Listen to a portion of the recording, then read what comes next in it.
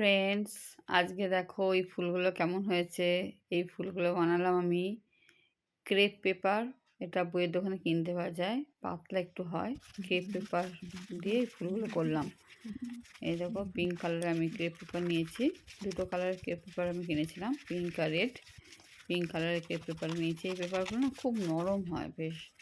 এরকম লম্বা করে ফিটের মতো কেটে নিলাম।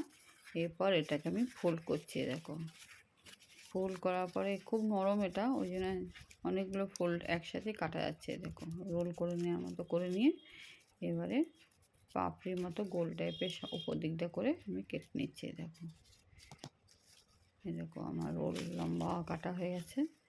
এবার আমি টুথপিক, এই যে টুথপিক আমাদের ঘরে সবারই থাকে, এই টুথপিক দিয়ে আমি এটাকে আস্তে আস্তে মুড়ে নিচ্ছি। দেখো একটু নিচের দিক করে চেপে চেপে মুড়ে দিচ্ছি। দেখো দেখেছো, এমনি করে করে পুরো যত লম্বা কাগজটা হবে তত ফুলটা একটু বড় হবে।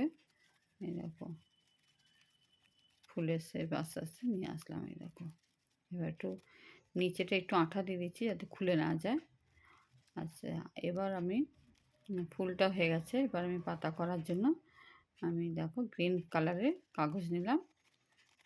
এটা চার্ট পেপার নিয়েছি, একটু শক্ত টাইপের। চার্ট পেপারটা একটু শক্ত হয়। দিয়ে আমি নিচে ইয়েটা করে নিচ্ছি, পাতা টাইপের একটু যেটা হয় ফুলটা থাকে যেখানে, এই যে এটা করে নিচ্ছি। দিয়ে ফুলটা আমি বসিয়ে দিলাম। এই দেখো এখানে আঠা, এটা এখানেও একটু আঠা দেবো যাতে খুলে না যায়। এই দেখো একটু আঠা দিয়ে লাগিয়ে দিচ্ছি।